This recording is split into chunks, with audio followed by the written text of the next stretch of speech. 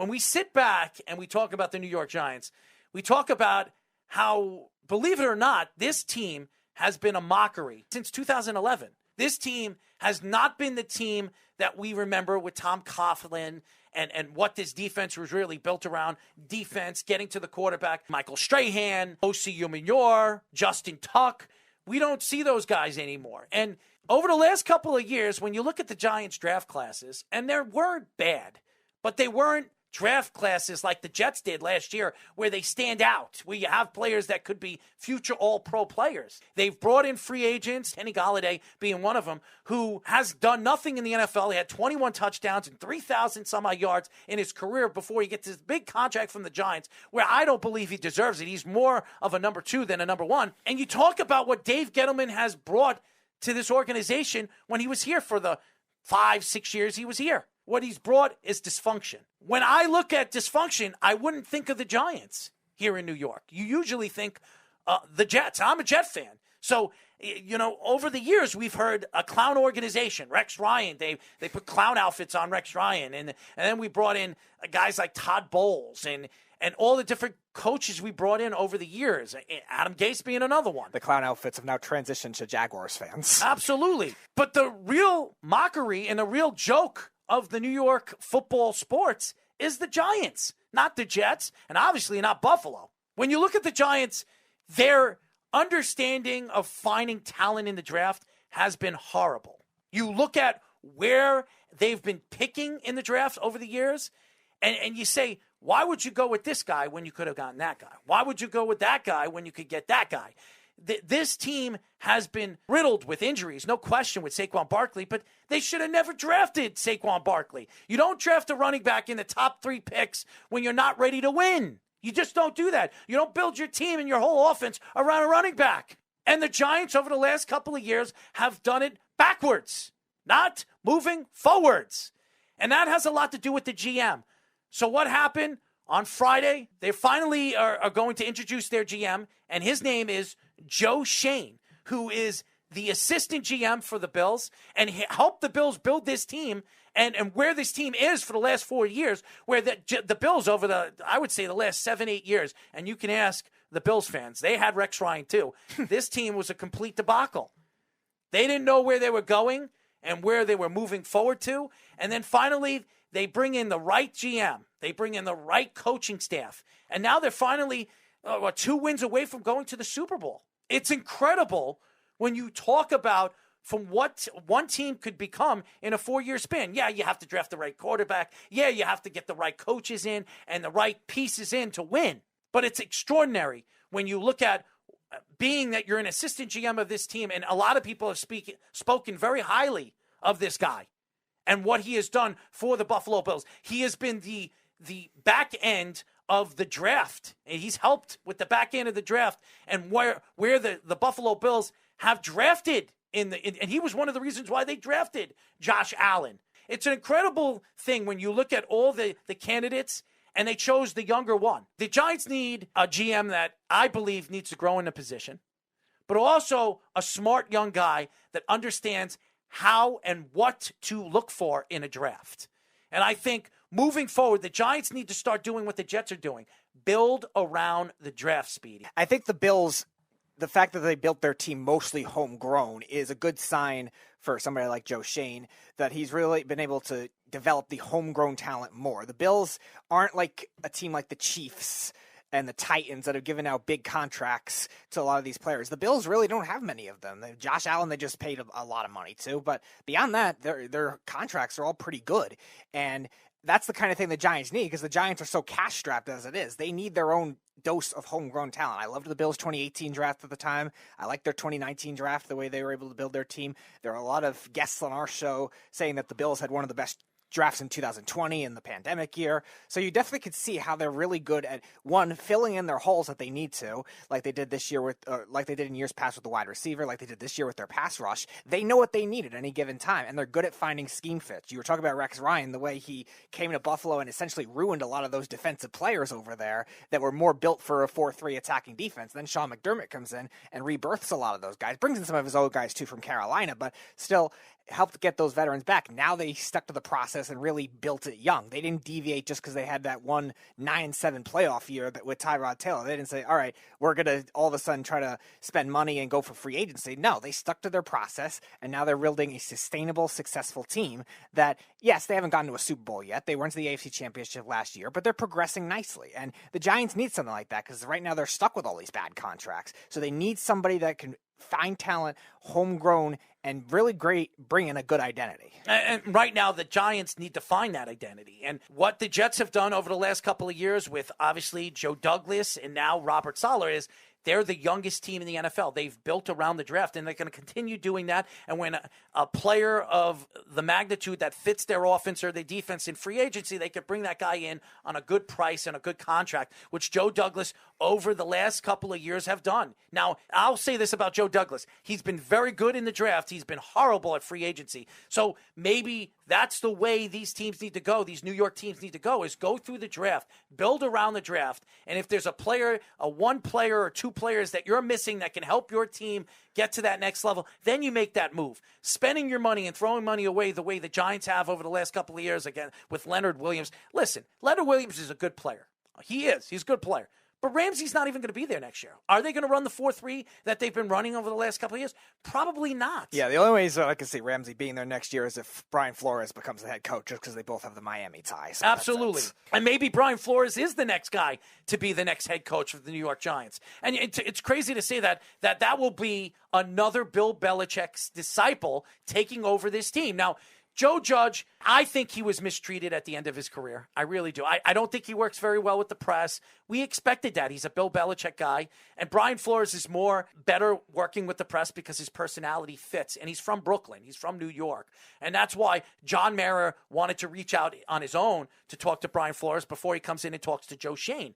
But a lot of people believe bringing in Joe Schoen, it means they might look at Brian Dable, a guy that is also another Patriot disciple, a Bill Belichick disciple, to bring him in because he knows the culture that Joe Schoen wants to bring in because he's been a part of that culture for the last couple of years. So it's crazy. If it's Brian Flores and Brian Dable to be your top candidates, those are two very worthy candidates to take over this team.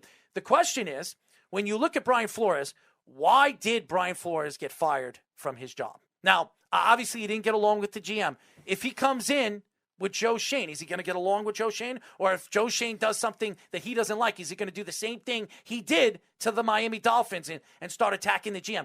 The Giants don't want a coach that's going to come in and not mimic what they're trying to bring into the table. They've been a dysfunctional organization for the last couple of years. They need to bring in a good leader and good leadership to help this team move forward. And to me, if it's Brian Flores and Joe Schoen, you stick to it and you make sure that they can work together. If it's obviously Brian Dable, which I think makes a lot more sense to go with Joe Schoen, well, then the Giants need to go that route. But it seems like Brian Flores is on everybody's list, on the top of their list because of what he's done with Miami and why he shouldn't have gotten fired. Speedy, you're a Giant fan. Where do you see them going and why? Flores is the one I want the most. I think Dable will end up ultimately getting the job because I think Flores has so many other offers right now that I feel like he's going to go somewhere else first.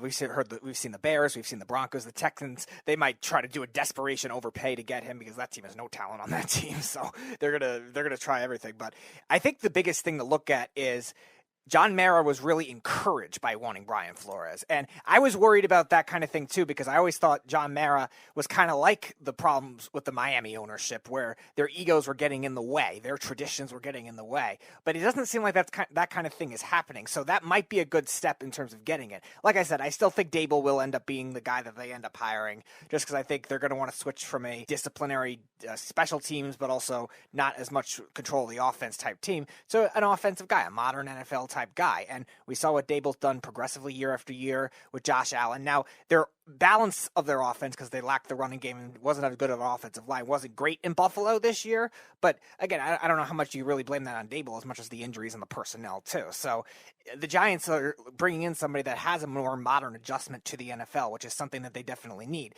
if they bring in Dable too. So that kind of thing will connect well. And if they have a good relationship, that's going to help. And as far as the Jets are concerned, there are rumors coming out that the Jets are willing to trade that 10th or maybe even the 4th pick, trade down because they don't want to draft drafting the 2 top 10 picks because that could hurt their salary cap, being that they're going to have close to $70 million. If they draft 2 players in the top 10, that's $20 million a player that they're going to have to take off their cap right off the bat in the beginning of the year. So I don't know if that's what Joe Douglas wants. So there are quite a few teams that would probably want to trade up in the top 10.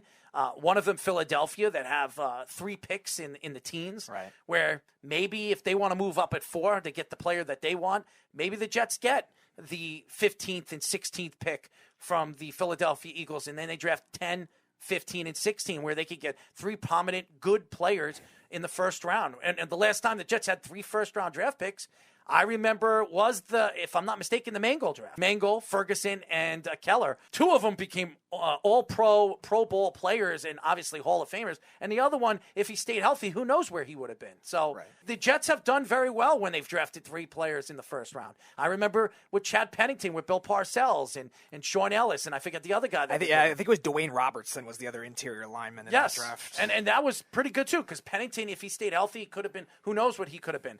Sean Ellis was a very good defensive player. Dwayne Robertson, he was good, too. He had a couple good years. Yeah, he was good, too. So they've drafted very well in the first round when they had 3 first-round draft picks. So Joe Douglas, so far in his 2 years as the GM, picking in the draft, he's done well. I know everybody says the year before it wasn't really that good. Well, you bring in a left tackle who everybody wants to trade away. I don't understand. We're going into the season. He was a top 6 left tackle in the league. And then people saying that you take Font over him. And I posted something up on social media that you're out of your mind when you look at the numbers when he played a full season. Right. He's played more games in the one season that George Font's played in 2 years. And regardless, I mean, you need 2 tackles anyway. So you're not going to trust any of your interior linemen to shift over to a tackle. Morgan Moses will be gone at the end of the year because he was on a 1-year deal. You don't even know if you're going to bring back Font, because Font's going to want an extension, Sure. and they might decide, hey, if what's his name, Neal drops to them at 4, if they're sitting at 4, why wouldn't they draft Neal? Who can be another beast? They can always on the move outside. Font back inside too.